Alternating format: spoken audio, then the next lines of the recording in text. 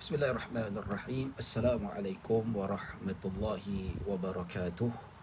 Innal hamdalillah nahmaduhu wa nasta'inuhu wa nastahdihi wa nastaghfiruh. Wa na'udzu billahi min shururi anfusina wa min sayyiati a'malina. Man yahdihillahu fala mudilla lah wa man yudlil fala hadiya lah. Asyhadu an la ilaha illallah wahdahu la syarika lah. وأشهد أن سيدنا محمدا عبده ورسوله اللهم صل وسلم وزد وبارك على سيدنا محمد عبدك ورسولك النبي الأمي وعلى آله وصحبه أجمعين سبحانك لا علم لنا إلا ما علمتنا إنك أنت العليم الحكيم رب اشرح لي صدري ويسر لي أمري واحلل عقدة من لساني يفقه قولي أما بعد. Alhamdulillah, thumma alhamdulillah, bersyukur pada Allah Subhanahu wa taala atas nikmat serta limpahan kurniaan daripada Allah.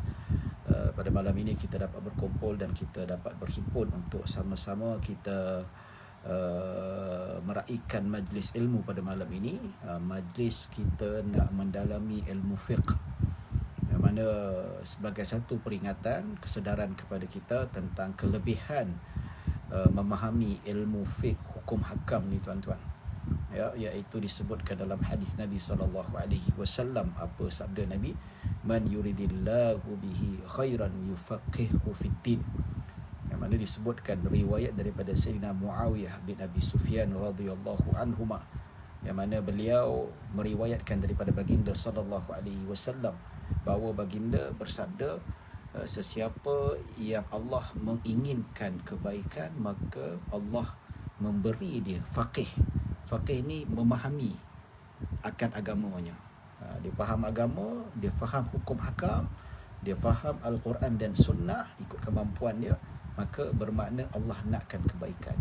Kebaikan apa? Kebaikan dunia, maksudnya kita melalui jalan yang lurus, jalan yang diredai oleh Allah Subhanahu wa taala. Sebab apa? Kita faham. Bila kita faham, kita akan ikut jalan yang betul. Tapi kalau kita tak faham, kita tak belajar, memang kita buat andaian sendiri dan kemungkinan besar andaian kita boleh salah. Kita boleh tergelincir dan sebagainya. Silap-silap boleh membawa kepada kerosakan. Nampak tak? Salah hukum, salah ni, kerosakan. Macam mana ada berlaku pada zaman Nabi SAW. Ada seorang sahabat ni, dia ketika musafir, kepala dia pecah kena batu. Oyak kepala dia. Syajjah. Ra'suhu disebutkan kat situ. Kemudian dia tidur, dia bangun pagi, dia mendapati diri dia keluar air mani. Mimpi sampai basah ni.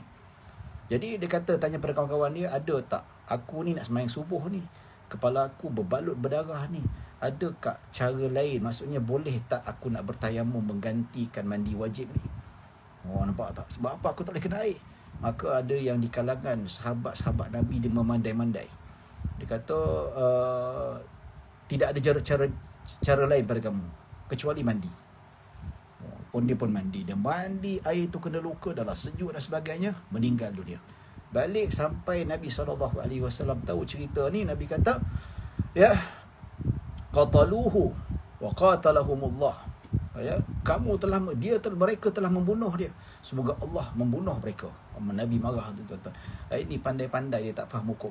Ya, Nabi kata ubat bagi penyakit jahil itu adalah bertanya. Nampak tak? So antara kita nak faham agama ni, nak faham fiqh, maksudnya kita kena belajar. Ya, kalau kita tengok, kita kesal dengan tindakan netizen ni, bila cerita pasal hukum hakam, dia pun nak cerita pasal hukum hakam memandai-mandai. Tak percaya, tengoklah. Ya, MKI cerita pasal vaksin, nanti dia pandai-pandai keluar dah. Ya, dah disahkan tak ada unsur-unsur haram. Ya, walaupun ada pendapat yang mengatakan istihalah dan sebagainya, dia menentang. Macam-macam lagi tuan-tuan. Ya, maka benda-benda macam ni kita tak naklah orang yang tak menghormati ulama, terutamanya fatwa kontemporari yang sudah digazetkan oleh Al-Azhar. Ya, ulama-ulama besar dekat dunia ni tuan-tuan, perhimpunan yang mereka berbincang bagaimana nak menghasilkan satu fatwa yang jitu. Maka tiba-tiba ada pula yang melawan. Ini maksudnya Allah tak nakkan kebaikan pada dia. Ya, kita jangan jadi orang seperti itu tuan-tuan. Kita alhamdulillah kita nak belajar fiqh, dan pada malam ini kita nak belajar bab talak. Ini ya, kalau bab fiqh munakahat, Yang paling popular bab talak ni, paling banyak sekali bab tanya. Bab wali tak kira sangat. Ya, tetapi ini cerita bab talak. Ustaz, jatuh talak tak kalau suami saya cakap macam ni? Suami saya dia dalam mimpi dia bercakap mengikau, dia jatuh ke tidak? Ya, jadi tuan-tuan dan puan-puan dirahmati Allah Subhanahu Wa Taala. Ya, kalau sesiapa yang berminat boleh tinggalkan soalan, ya, soalan dekat bawah tu. Kalau sesuai saya jawab, kalau belum tiba masanya saya tak jawab. Tapi tak apalah, nak tinggalkan soalan. Nanti insya-Allah lebih kurang jam 9.30 saya akan menjawab persoalan-persoalan yang diajukan oleh tuan-tuan dan puan-puan dirahmati Allah Subhanahu Wa Taala. Baik, kita terus kepada bab talak. Pengertiannya, talak dari segi bahasa bermaksud lepas dan terlepas. Talak tu lepas lah. Dia ada kaitan. Sebab itu dia ambil sempena cerai tu talak, tuan-tuan. Sebab apa? Lepas. Tidak ada terikat. Ya, sementara dari segi istilah syaraknya pula bermaksud melepaskan ikatan perkahwinan dengan lafaz talak dan seumpamanya. Ya, maksudnya melepas, maksudnya talak tu mesti dengan lafaz. Dan lafaz tu ada jenis, sama ada dengan lafaz talak ataupun yang seumpama dengannya. So kita akan belajar nanti ada talak yang disebutkan sebagai talak sarih dan ada lafaz talak kinayah. Itu kita belajar macam mana, adakah dia jatuh ataupun tidak. Maka insya-Allah. Baik, pensyariatan talak berdasarkan Al-Quran dan Sunnah dan ijma' ulama. Dalam Al-Quran disebut, contoh banyaklah cerita tu. Ya, dalam surah Al-Baqarah ayat 229. Sepada buku boleh rujuk lah ataupun catat. At-talaku marratani fa imsakum bima'rufin atau tasrihun bi ihsan. Yang maksud talak yang boleh dirujuk itu, ia ada dua kali saja. Sesudah itu bolehlah ia rujuk dan memegang terus isterinya itu dengan cara yang sepatutnya atau melepaskannya, iaitu menceraikannya dengan cara yang baik. Inilah ya, hukum tu cerita lain lah. Tapi dalam Al-Quran bahawa hukum tu memang ada banyak sekali dalam ayat Al-Quran, yang mana disebutkan oleh Allah Subhanahu Wa Taala dalam surah At-Talaq. Ada surah khusus cerita pasal talak tu, yang mana disebutkan Allah berbicara pada Nabi SAW, ya ayyuhan nabi idza talaqtumun nisaa fatalliquhunna li'iddatihinna. Maksud, wahai Nabi, apabila engkau dan umatmu hendak menceraikan isteri-isteri kamu, maka ceraikanlah mereka pada masa mereka dapat memulakan iddahnya. Nampak tu? Cerai dan ada iddah. Jelas dalam Al-Quran, iaitu secara jelas mutawatir Allah menceritakan tentang hukum talak. Maka sesiapa yang mengingkari hukum talak, dia kata hukum talak ni tak ada dalam Islam, maka dia boleh jatuh kufur. Ya, manakala dalam sunnah, dalam hadis Nabi SAW, hadis yang sahih dan famous biasa kita dengar ni tuan-tuan, Nabi SAW bersabda, abghadul halali ila Allah Ta'ala at-talaq. Yang bermaksud perkara yang amat dibenci oleh Allah Subhanahu Wa Taala, perkara halal yang paling dibenci oleh Allah Subhanahu Wa Taala ialah talak. Ya, Allah tak suka, tapi nak buat macam mana dihalalkan, itu jalan yang baik. Tapi maksudnya abghad, marah tu maksudnya talak yang tak kena pada tempat lah. Ya, tapi sebenarnya ada hikmah yang besar. Ya, baik tuan-tuan dan puan-puan dirahmati Allah Subhanahu Wa Taala. Begitu juga dalam hadis Nabi SAW ada di antaranya kisah yang disebutkan bahawa Ibnu Umar, dia kata, aku mempunyai isteri yang aku sayangi, tetapi ayahku pula tidak menyukainya dan meminta aku menceraikannya. Ibnu Umar, Abdullah Ibnu Umar, seorang sahabat Nabi SAW, dia ada seorang isteri. Dia sayang isteri dia. Ya, dan Sayyidina Umar Al-Khattab, sahabat Nabi yang nombor 2 lebih selepas Rasulullah SAW. Ya, dia tak suka menantu dia tu. Ya, dia tahu Ibnu Umar kahwin dengan perempuan tu, dia tahu perempuan tu tak baik, dia kata ceraikan dia. Maka Ibnu Umar tak nak. Lalu dia berjumpa dengan Nabi SAW, wahai Rasulullah, aku sayang, aku tak nak ceraikan isteri aku, tapi ayah aku suruh aku menceraikan isteri aku. Maka apa kata Rasulullah SAW?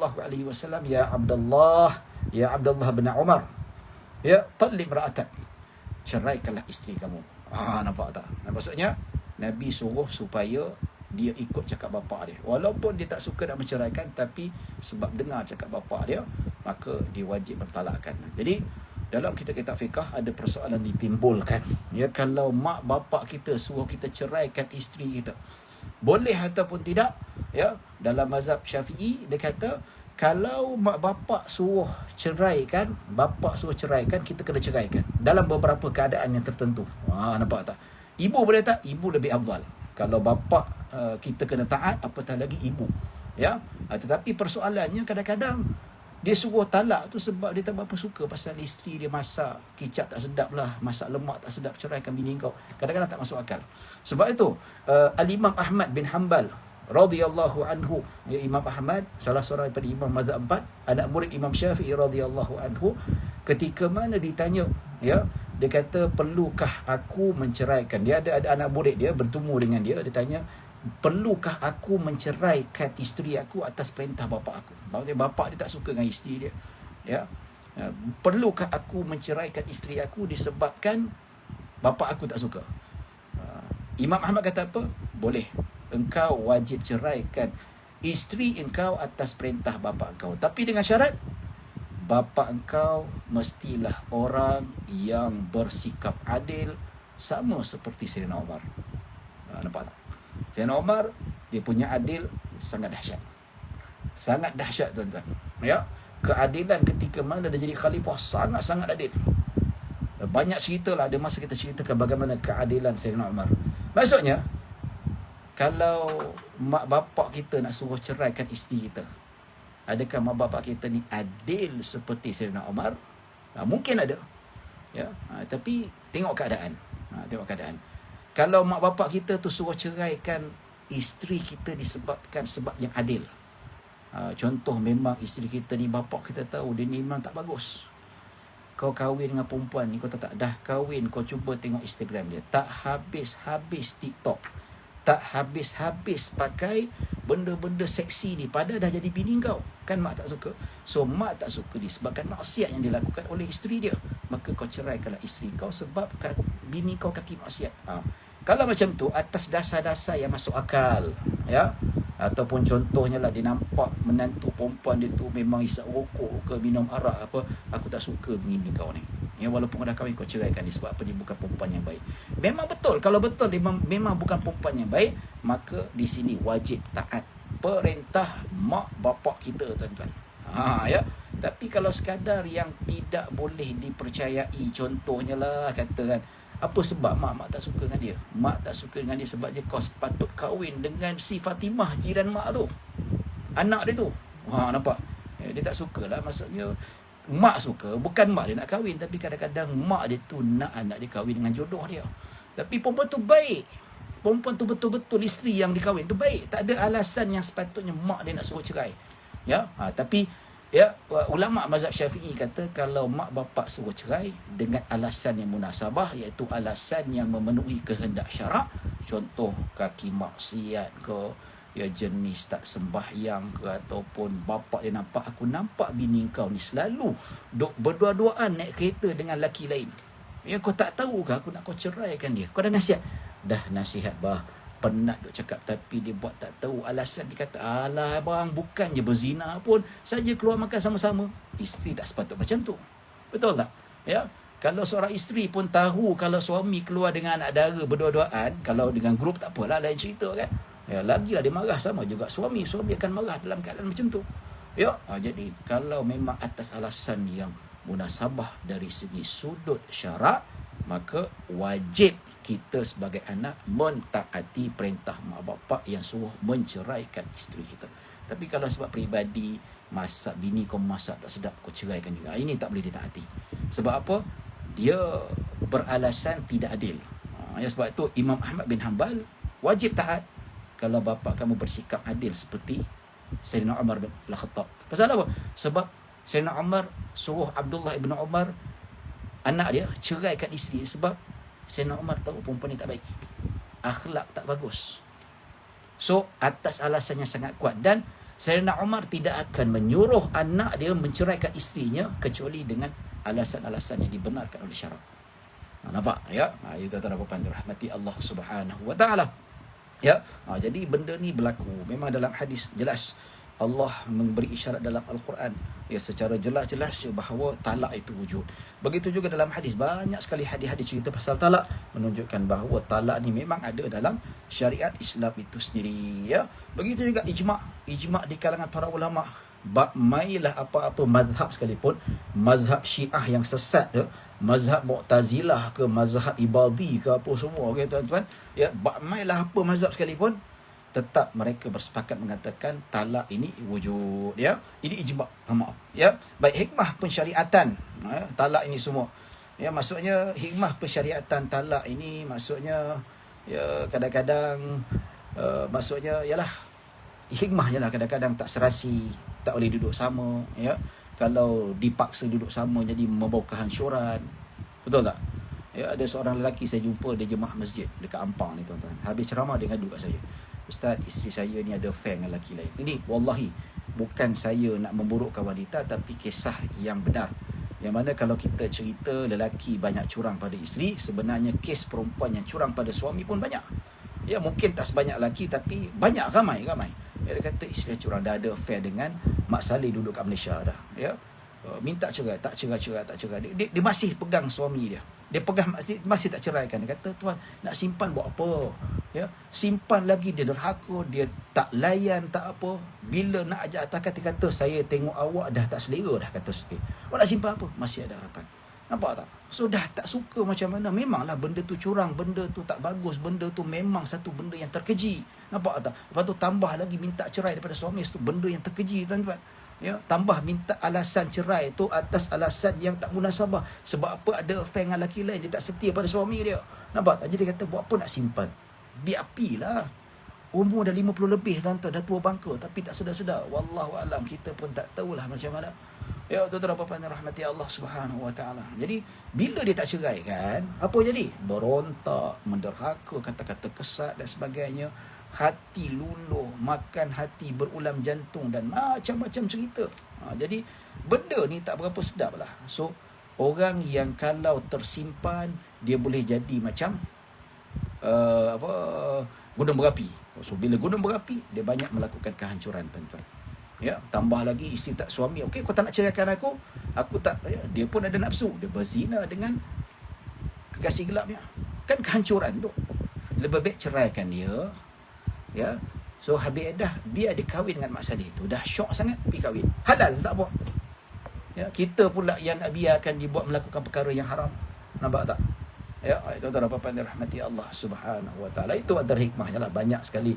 Yang mana kalau kita sebut dalam kes ini, memang perkara tu tak boleh nak disangsikan lah. Memang benda tu berlaku. Ya, dan perempuan salah, memang salah perempuan lah. Tapi ada yang memang perempuan ni, kalau salah perempuan, semua salah lelaki. Kalau isteri curang, salah lelaki juga.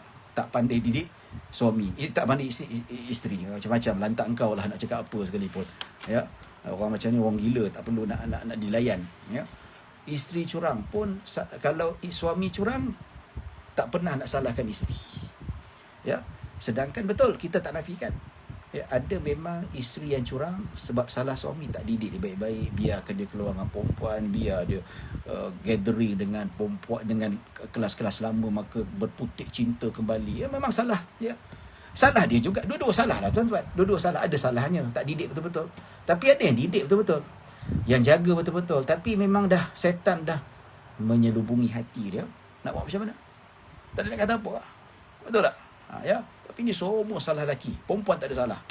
Ini mengarut punya perempuan ni, tuan-tuan. Yang tak ada otak, semua nak salah lelaki.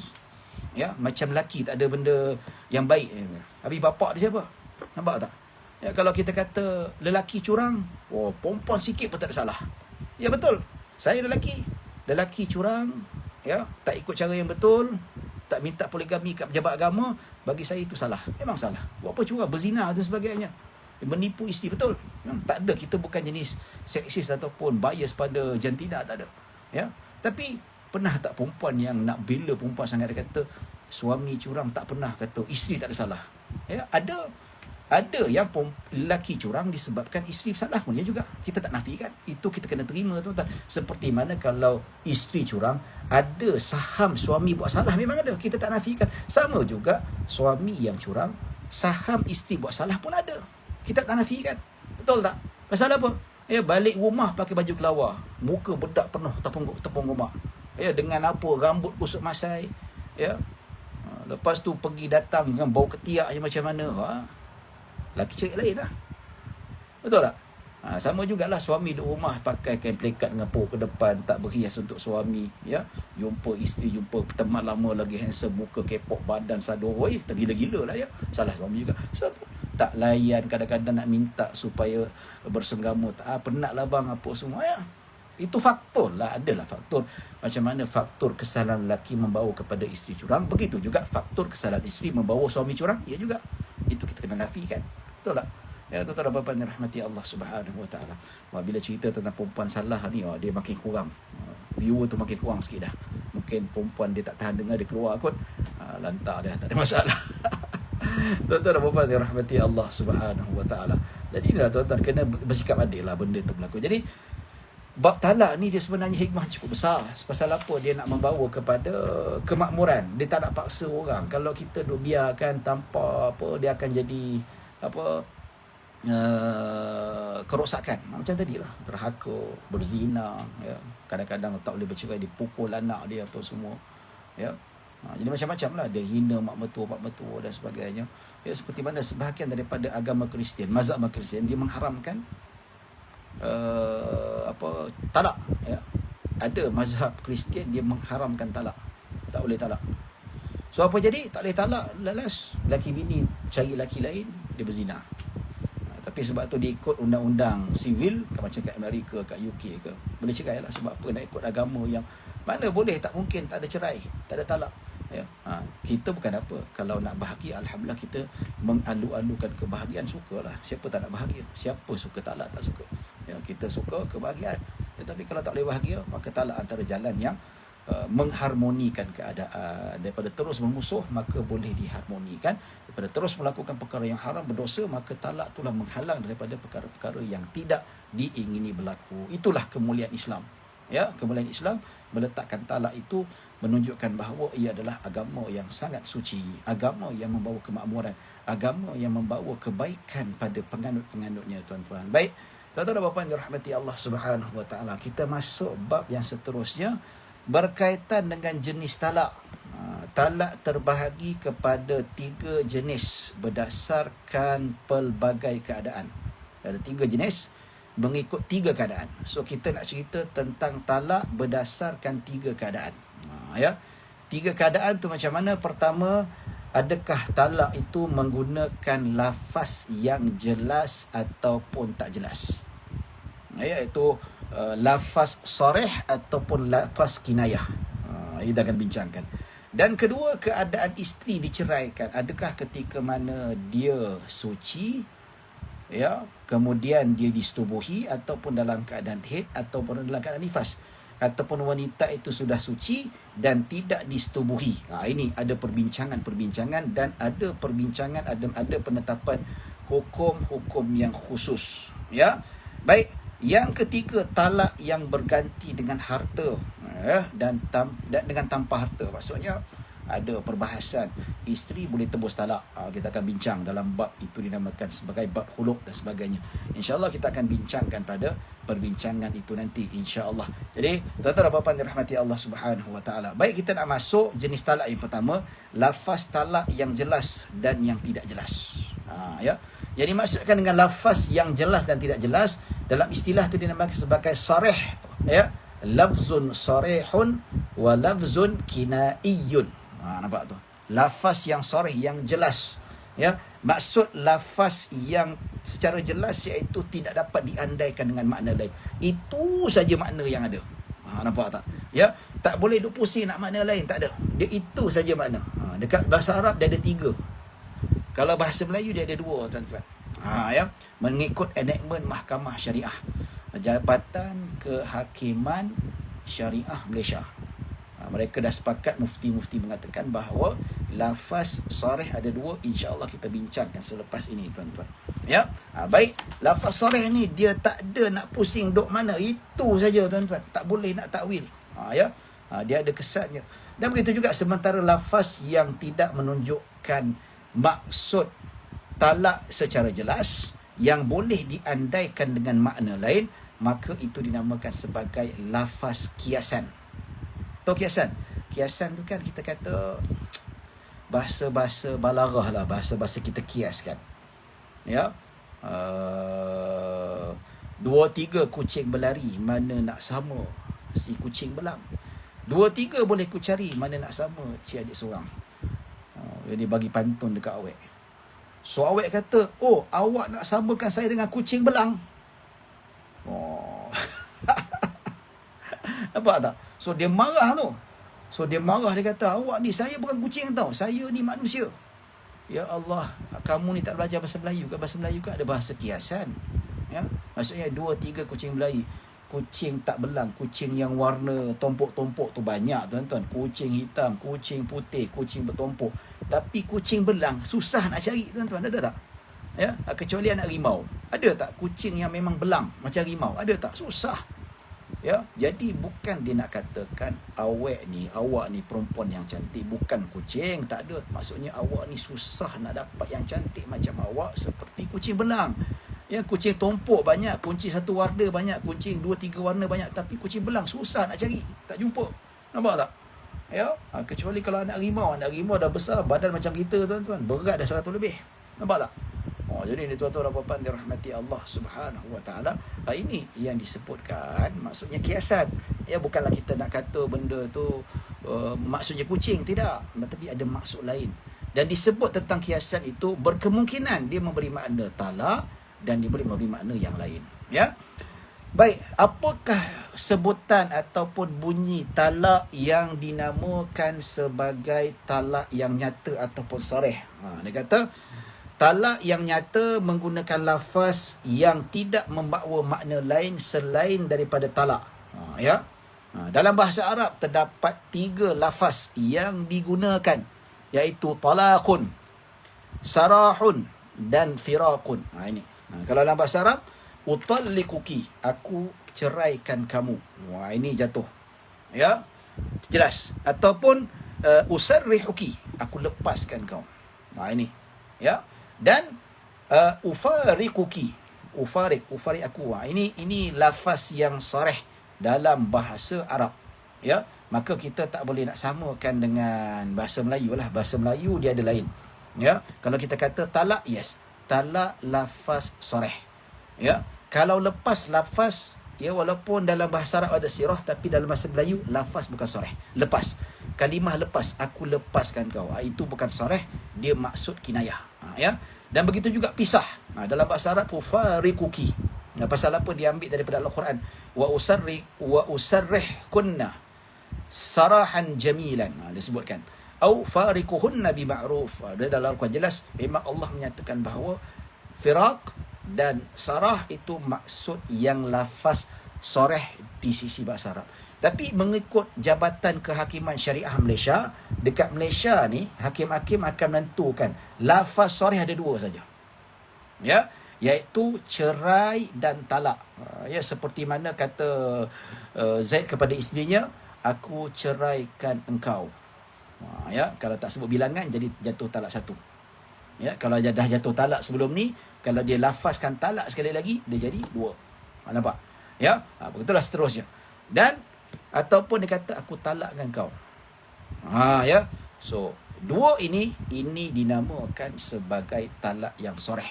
Maka tidak boleh dikira pada niat. Walaupun bergurau sekalipun jatuh 2 ni dalam konteks bahasa Melayu. Ataupun kita ni reti bahasa Arab, ya, dia kata pada isteri ufariquki, jatuh walaupun bergurau. Ya, usarrihuki, walaupun bergurau jatuh talak. Utalliquki, maksudnya jelas. Maksudnya benda ini kalau dia faham bahasa Arab, suami itu faham, dia nyatakan, ya, jatuh talak pada isteri itu sendiri. Ya. Tapi Malaysia 2 saja, iaitu kalimah cerai dan talak saja. Selain daripada kalimah 2 ini, itu dinamakan sebagai lafaz kinayah. Ya. Baik tuan-tuan dan puan-puan dirahmati Allah Subhanahu wa taala. Baik, dan kata terbitan daripada kalimah ini seperti engkau diceraikan. Ya, kalau aku ceraikan kau, aku ceraikan kau. Ya, kalau bahasa Arab anti musarrahah, engkau ditalakkan. Anti mutallaqah. Ya, anti mufaraqah, engkau dimufaraqahkan, bukan mufaraqah salat. Ya, tapi dari segi sudut maksud lafaz yang dinyatakan dalam Al-Quran itu sendiri. Tapi Malaysia dalam konteksnya 2 saja, engkau ditalakkan. ya, dan engkau diceraikan. Maka itu menjadi sarih jatuh walaupun bergurau sekalipun. Ya, Nabi SAW sebut 3 perkara yang gurauan itu serius, dan serius itu adalah serius. Ya, nikah, talak dan pembebasan hamba. Ini 3, tak boleh gurau. Gurau memang jatuhnya. Baik tuan-tuan dan puan-puan dirahmati Allah Subhanahu wa taala, semua lafaz talak ini, ya, cuma lafaz talak ini ialah lafaz nyata yang menunjukkan makna talak. Tapi dia sebut sini 3 ni sebab dia terjemah daripada bahasa Arab, ya. Tapi kalau dalam konteks Melayu tidak. Sebab apa? Dia kata talak, lepas dan pisah. Ini dalam bahasa Arab tuan-tuan. Kalau kita buka, siapa yang beli buku ni, dia terjemah, ustaz kata dekat Malaysia 2 saja, cerai dengan talak. Habis tu kenapa lepas dan pisah tak masuk? Tak masuk tuan-tuan. Pasal apa? Lepas dan pisah dalam sifat bahasa Melayu itu tidak bermakna cerai. Dia maksud, mesti ada dia maksudnya makna lain. Tapi kalau sebut cerai, talak, dia boleh membawa, tidak boleh membawa makna lain. Nampak tak? So kalau baca ni, sebab bukan dalam konteks Malaysia, yang asalnya kitab dalam bahasa Arab diterjemahkan dalam bahasa Melayu, dan pengarang kitab ni of course dia menceritakan dalam konteks penggunaan masyarakat dalam bahasa dia. Nampak tu? So dalam Malaysia 2 saja, iaitu talak dan cerai. Ya, selain itu tidak dikira sebagai lafaz yang sarih. Ya, semua lafaz ini ternyata menunjukkan makna talak. Ya, kalau Malaysia cerai dengan talak, kerana ia banyak dinyatakan dalam hukum syarak serta diulang dalam Al-Quran untuk menunjukkan maksud penceraiannya, seperti mana surah At-Talaq ayat 1, ya, surah Al-Ahzab ayat 28, ya, dan surah At-Talaq ayat kedua. Saya tak perlu bacalah, sebab apa? Kita nak jelaskan tentang maknanya saja, boleh baca sendirilah, ya. Baik, lafaz nyata juga termasuk terjemahan lafaz talak. Dia termasuk. Dia bukan bahasa Arab saja, apa-apa bahasa. Bahasa Nigeria ke, bahasa Uganda ke, ya, bahasa Mongolia ke, bahasa Cina ke, ikut bahasa. Laras bahasa sana tu. Laras bahasa sana yang mereka gunakan itulah yang akan diamalkan, yang dimuktabarkan sebagai pembeza sama ada lafaz yang nyata ataupun lafaz kiasan. Ya, baik. Manakala lafaz talak kiasan adalah semua lafaz yang membawa maksud talak dan maksud yang lain. Dia boleh 2 makna. Tapi kalau cerai dengan talak, 1 makna saja. Dia tidak boleh membawa makna yang lain. Ya. Tapi memang cerai itu ada maksud lain lah. Anak bercerai susu daripada ibunya. Sebab apa? Tengok konteks lah. Ya, itu. Tapi kalau dihadapkan kepada isteri, tak ada ihtimal, tidak ada kata-kata lain. Nampak? Okey. Baik, terdapat banyak lafaz talak secara kiasan. Banyak sekali. Antaranya, engkau tiada apa-apa denganku lagi. Ya. Engkau berasing daripadaku. Engkau terputus hubungan denganku. Kembalilah kepada keluargamu. Pergilah ke mana engkau mahu. Pergi jauh daripada aku. Berasinglah daripada aku. Aku biarkan engkau dengan caramu. Nampak? Ya, engkau haram bagiku. Saya nak hantar awak duduklah, ya, selama-lama dengan mak bapak awak tu. Nampak tak? Ustaz, ada suami saya kata, saya nak hantar awak balik ke kampung. Awak duduklah selama-lama dengan mak bapak awak. Adakah itu lafaz cerai, Ustaz?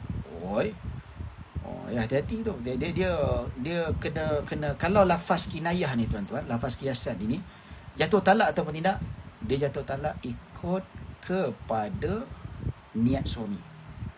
Sebab tu kalau dilafazkan kinayah, bawa ke mahkamah, hakim tanya, awak sebut, ya, awak duduklah selama-lama dekat rumah mak awak. Apa niat awak ketika mengujarkan lafaz ini? Ya, saya ucap tu tengah marah tu, niat saya bukan nak ceraikan dia, saya memang nak halau dia, tapi tak niat cerai pun. Nampak? So hakim kata talak tak jatuh. Tapi kalau hakim tanya, kalau kamu sebut ni pasal apa, niat cerai ke? Memang niat saya ceraikan dia, maka jatuh talak 1 dengan lafaz kinayah itu, ya. Tapi kalau sarih, aku ceraikan kau, aku talakkan kau, hakim tak tanya banyak, hakim tak tanya, maka jatuh talak. Bukan niat saya, lantak kau lah. Sarih tetap jatuh. Saya gurau je, lantak pihang lah, siapa suruh kau gurau? Nampak? Itu perbezaannya. Baik, semua lafaz kiasan menunjukkan talak kerana membawa talak dan maksud yang lain, ya. Tapi orang tanya, Ustaz, kalau suami tu bohong, hakim tanya, awak niat talak ataupun tidak? Oh, saya tak niat talak dengan perkataan ini, wahai hakim. Tapi dalam hati lepas dia kata memang niat talak. Itu antara dengan Allah. Habis lepas tu kalau bersetubuh dengan isteri dia, ya, tetap halal, isteri dengan suami halal, dia berdosa dengan Allah Subhanahu Wa Taala. Anak ini lahirkan halal tak halal, nanti ke akhirat ditanggung. Ditanggung atas pembohongan itu. Ya, tapi kalau memang betul dia pasti dia berniat dengan lafaz kinayah itu, dia menceraikan isterinya, maka baik berterus terang. Ya, jangan sampai kan dibiarkan sebegitu tuan-tuan, takut ya akan berlaku macam-macam dosa yang terpalit pada suami itu. Ya. Baik. Oh, ada penanya soalan yang tidak asing lagi. Ya, Muhammad Irfan Abdul Rani. Ya. Dia ni banyak betul tanya soalan. Kahwin tak lagi? Ya, Irfan bila nak kahwin ni? Ya. Kalau dah kahwin sedap sikit nak tanya, tapi tak apalah bagi saya, walaupun tak kahwin, siapa saja tanya soalan, insya-Allah saya akan jawab. Insya-Allah pada jam berapa sekarang ni? Wis 9.24, insya-Allah 9.30 saya akan jawab. Ya. Baik. Okey. Hal ini berdasarkan hadis. Ada kisah ya. Macam mana dimaksudkan dengan lafaz kinayah? Lafaz kinayah ni boleh jatuh talak kalau niat suami itu sendiri. Ya. Ada satu kisah yang diriwayatkan oleh Al-Imam Al-Bukhari rahimahullahu taala. Ada seorang wanita gelarannya Ibnatul Jaun. Bukan Ibnatul John Dia Ibnatul Jaun. Masa kami belajar baca kitab Sahih Bukhari, pembaca kata Ibnatul John. Bahasa Arab ada ke? Oh, John. Syekh kata Ibnatul Jaun. Maksudnya anak perempuan kepada Al-Jaun, nama seorang lelaki. Ya. Baik, Nabi pernah berkahwin dengan seorang perempuan, namanya gelarannya Ibnatul Jaun. Nama penuhnya khilaf di kalangan para ulama. Ada kata namanya Umrah, ada kata namanya Hindiyah, ada kata namanya Asma. Ya, tapi yang masyhur disebutkan Ibnatul Jaun. Dia pernah dinikahkan, ya. Ketika Sayyidah Aisyah bawa dia masuk dalam bilik, dan dia ni rugilah. Dia ni rugi, dia ni tidak dapat kebaikan. Ya, sudah dinikahkan. Sebab apa? Nabi SAW seperti biasa akan berkahwin dengan wanita untuk mendekatkan kabilah dia supaya pada Islam. Ya kan, isi Nabi itu kan untuk mendekatkan kabilah supaya mereka semua masuk Islam. Dengan perkahwinan dengan gadis satu kabilah, maka satu kabilah itu akan masuk Islam. So Nabi berkahwin dengan seorang perempuan, ada satu kabilah. Tak silap apa kabilah apa saya tak tahulah. Bapak dia nikah kan. So dia tak suka dengan Nabi SAW. Kebodoh namanya tu. Ya. Baik. So dah dinikahkan, walaupun dia tanpa redha, tapi sebab dah Nabi SAW nikah. Sebab apa? Kalau gadis tidak semestinya persetujuan dan sebagainya.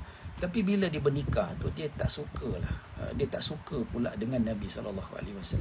Bila dia masuk jumpa Nabi SAW, apa dia kata? A'udzubillahi minka. Allah, biadab, agak biadab. Ya. Dia kata, aku memohon perlindungan daripada Allah, aku berlindung daripada engkau. Aku memohon perlindungan daripada Allah akan engkau. Oh ya. Dia masuk, dia cakap depan Nabi SAW,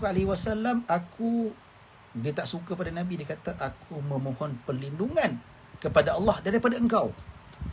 Kita cakap meminta perlindungan kepada Allah dari syaitan, tapi dia kata meminta perlindungan kepada Allah dari Nabi Muhammad SAW.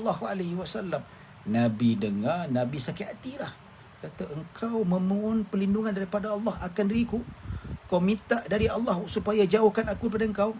Supaya apa? Ingat syaitan ke? Macam tu lah lebih kurang kan. Maka Nabi SAW kata, ilhaqi bi ahlik. Nabi kata, pulanglah ke pangkuan keluargamu. Maksudnya Nabi lepaskan talak itu dengan lafaz kinayah. Ya. Maka wanita itu dia meninggal pada tahun 60 Hijrah. Dia kata, Allah Akbar, aku semenjak tu aku hidup dalam susah. Aku hidup dalam tak tenang. Ya, rugi. Dah dapat jodoh Rasulullah SAW, tapi tak jaga betul-betul. Ya. Maksudnya tidak mengambil kesempatan, tidak mengambil apa yang diberikan oleh Allah Subhanahu Wa Taala. Tolak mentah-mentah. Rasulullah tu kata, aku memohon kepada Allah daripada Muhammad, daripada engkau. Oi, kurang ajar tu, macam kita minta perlindungan daripada syaitan. Maka Nabi kecil hati kata, kembalilah engkau pada isteri kau. So Nabi kata, kembalilah kepada keluarga kamu. Itu lafaz kinayah. Memang Nabi niat untuk menceraikan dia. So dia tak sempat menjadi isteri Nabi SAW. Baru nikah saja, dia tak sempat Nabi duduk sama-sama, Nabi berkelamin dan sebagainya, maka dia tidak termasuk dalam kalangan ummahatul mukminin, ya. Baik tuan-tuan dan puan-puan dirahmati Allah Subhanahu. Dia sendiri tolak. Dia sendiri yang menyebabkan perkara itu berlaku dengan tidak baik. Nampak tak? Sepatutnya dia berlaku dengan keadaan yang penuh sopan.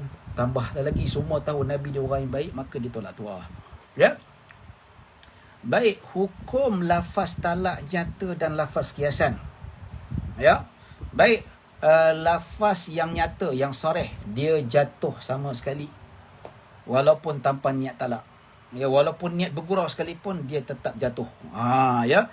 Manakala talak kiasan, dia tidak jatuh kecuali dengan niat. Sebab tu hakim kena tanya. Ya, kalau mahkamah akan disahkan, kau sebut pada isteri kau, bebaslah engkau daripada aku. Ya, hakim tanya, kau sebut bebaslah engkau pada isteri kau ni daripada aku ni, adakah niat talak ataupun tidak? Ya hakim, memang saya tengah marah, itu saya lafazkan niat talak. So hakim kata, dengan ini kamu berdua tertalak dengan talak satu. Tapi kalau jawapan sebaliknya, lafaz kau bebas daripada hari ini, kau bebas daripada aku. Ya, maka hakim tanya, apa niat kau? Niat saya bukan nak menceraikan dia. Niat saya sebab dia tak nak dengar cakap saya, kau bebas nak buat apa saja. Dah frust sangat. Mungkin boleh makna macam tu. So itu kalau dimaksudkan dalam hatinya dan dia mengaku, maka hakim tak boleh jatuhkan talak, ya. Masih lagi hidup sebagai suami isteri. Nampak ya? Baik tuan-tuan dan puan-puan dirahmati Allah Subhanahu wa taala. Ya, perkara ini berlaku pada zaman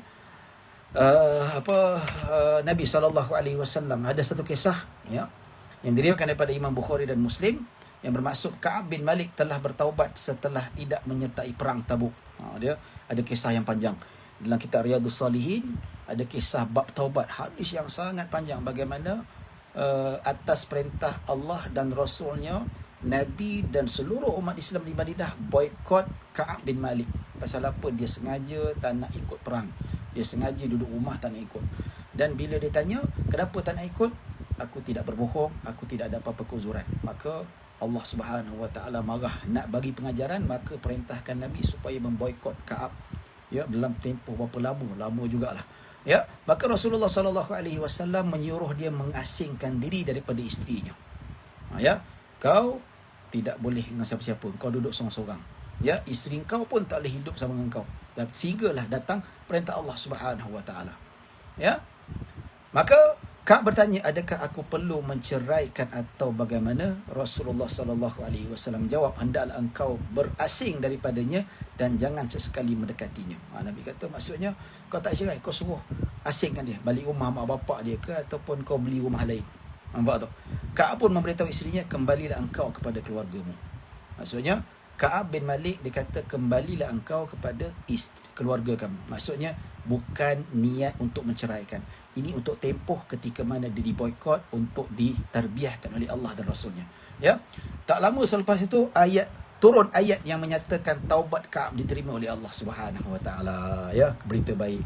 Taubatnya terima, yang asalnya tak nak ikut perang bersama Rasulullah sallallahu alaihi wasallam. Ya. Maka setelah itu Nabi tak suruh pun Ka'ab supaya menikah kembali dengan isterinya. Ya, ini menunjukkan bahawa Nabi tahu Ka'ab mengatakan, kembalilah engkau pada rumah keluargamu, bukan niat untuk talak. Ya, memang tiap untuk sementara, bukan niat talak, maka tak jatuh talak. Tuan-tuan dan puan-puan dirahmati Allah Subhanahu wa taala. Ya, ada soalan. Ada soalan yang bertanya malam ni. Ya.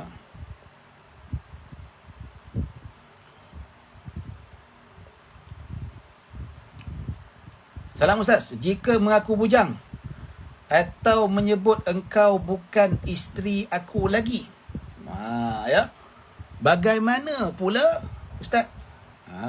Nampak tak? Okey. Kalau mengaku bujang ia adalah dikira sebagai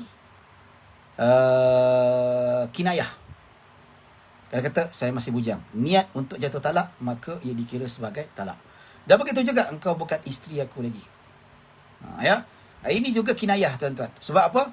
Dia boleh kata engkau bukan isteri aku pada saat ini. Engkau bukan isteri kedua aku, ataupun boleh jadi makna lain. Dia boleh membawa makna lain. Sebab kau bukan isteri aku. Ya, maksudnya bukan, ialah boleh membawa makna lain. Okey. Baik. Talak ni mesti kena ada saksi ke? Talak tak perlu ada saksi. Ya. Talak yang mana kalau dia disebutkan tanpa saksi sekalipun, maka ia dikira jatuh talak itu sendiri. Saya tanya sebab memang pernah pasang niat nak jadi artis. Ini main ganas Irfan ni. Ya. Jadi tuan-tuan dan puan-puan dirahmati Allah Subhanahu Wa Taala, dia lafaz kinayah. Maksudnya walaupun dia kata engkau bukan isteri aku lagi, tapi tetap dikira sebagai kinayah. Boleh membawa makna lain, boleh membawa pelbagai tafsiran dan seumpamanya. Ya, mungkin bukan isteriku, boleh maksud isteri yang lain, bukan maksud isteri yang serumah, ataupun bukan isteri yang begitu begini. Ya, tuan-tuan dan puan-puan dirahmati Allah Subhanahu Wa Taala. Jadi insya-Allah saya akan confirmkan balik, saya akan pastikan balik tentang adakah engkau bukan isteriku lagi, adakah ia termasuk dalam kategori kinayah. Saya cuba cari dalam kitab online. Ya, saya buka dalam kitab online. Sekejap, untuk dapat kepastian. Takut saya salah.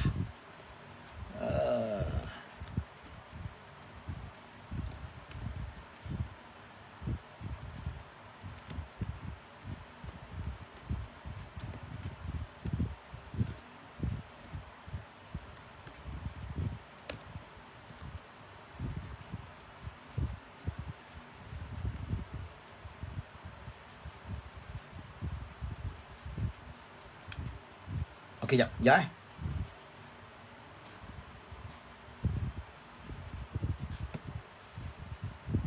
Senang-senang buku online Maktabah Syabilah banyak.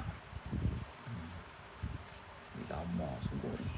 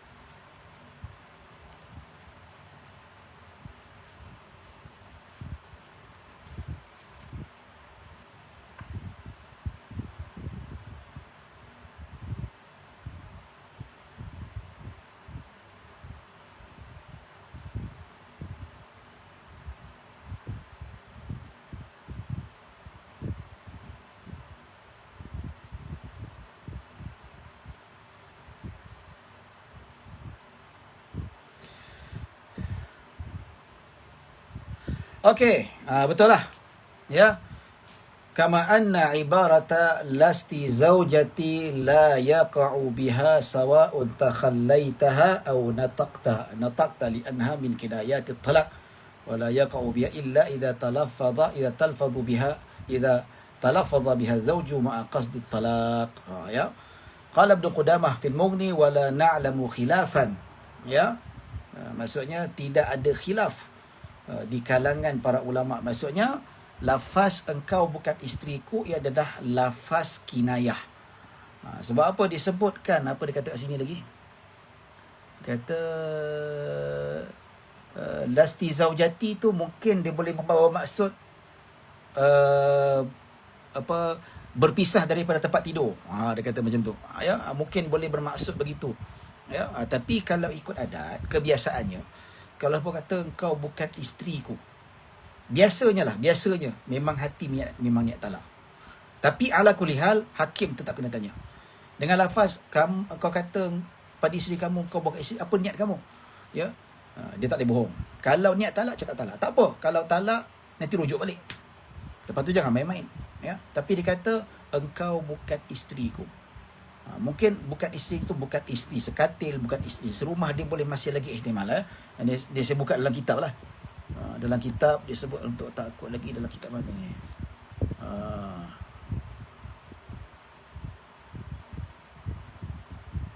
Ya. Baik, tuan-tuan dan puan-puan rahmati Allah Subhanahu Wa Taala, engkau bukan isteriku, dia merupakan niat. Kalau memerlukan niat maka jatuh. Kalau jatuh niat talak maka jatuh. Kalau tak ada niat talak maka tidak dikira jatuh.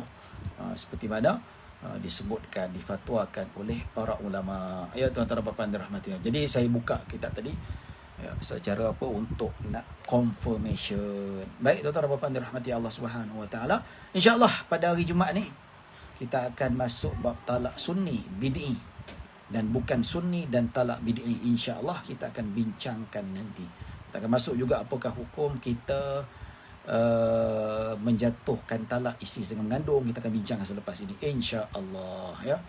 Baik tuan-tuan dan puan-puan dirahmati Allah Subhanahu Wa Taala. Ada soalan lagi ke? Hari ini 2 soalan sahaja. Ya. Kedua, talak dalam berlakon macam mana kalau lafaz tu memang sarih? Kalau dia lafaz pada pelakon tu bukan isteri dia, tak jatuh talak lah. Ya. Kalau bukan jadi jatuh talak. Tapi kalau memang isteri dia, jatuh talak. Memang pelakon tu pun memang isteri dia juga. Tapi kalau pelakon tu pelakon lain, tak jatuh lah. Ya. Ini Irfan nak jadi artis pelakon ke penyanyi ni. Kalau nak jadi penyanyi, suara sedap ke? Ya. Baik tuan-tuan dan puan-puan, gurau saja ya. Baik tuan-tuan dan puan-puan dirahmati Allah Subhanahu Wa Taala. Baik, setakat itu saja yang dapat kita simpulkan, yang dapat kita. Kalau zihar bergurau pun dikira jadi ke? Ya. Zihar kalau dengan lafaz sarih dikira sebagai jatuh walaupun tanpa niat. Nanti kita akan masuk bab zihar yang mana dia macam talak juga, tapi kalau dengan lafaz yang sarih yang memang tak ada ihtimal pada makna yang lain, maka dia jatuh walaupun tanpa niat, sama macam talak juga ya. Ini soalan terakhir. Baik, setakat itu saja dapat kita simpulkan. Mudah-mudahan kita mendapat rahmat dan maghfirah daripada Allah. InsyaAllah kita bertemu pada sesi yang pada hari Jumaat ya. Adakah dikira talak jika suami lafaz cerak pada sebahagian tubuh isteri? Sebab aku talakkan hidung kamu. Ya. Talak hidung tu dia represent seluruh badan lah. Maka dikira jatuh jugalah tuan-tuan. Tak kira. Sebab apa talak tu? Aku talakkan kau. Aku talak separuh badan kau. Separuh badan macam mana? Separuh badan mana boleh dipisahkan? Ya. Pisah mana boleh dipisahkan? Aku talakkan tudung kamu. Tak jatuh talak lah. Sebab apa? Talak bukan kahwin. Tudung tak ada kaitan dengan talak. Aku talakkan dengan tangan kamu. Tangan tu sebahagian pada badan. Dan tangan tidak boleh dipisahkan. So, tetap jatuh talak. Walaupun separuh ke suku ke dan sebagainya. Ya. Aku talakkan aku dengan kasut kau. Ya. Itu memang tak ada apa-apa lah. Itu dikira sebagai kinayah jugalah. Kasut tidak ada kaitan. Ya. Baik tuan-tuan dan puan-puan dirahmati Allah Subhanahu Wa Taala. Baik, setakat itu saja. Kita bertemu pada sesi akan datang hari Jumaat insya-Allah. Kalau tak ada aral melintang, kita akan bertemu pada hari Jumaat. Kita akan sambung lagi bab talak, banyak lagi perbahasan kita nak bincangkan. Mohon maaf kalau ada salah silap, kalau ada kekurangan, yang baik hanya daripada Allah Subhanahu Wa Taala. Kekurangan kesilapan datang daripada diri saya sendiri. Aku qauli hadza wa astaghfirullahalazim li wa lakum. Wassalamualaikum warahmatullahi wabarakatuh. Terima kasih semua. Jumpa lagi.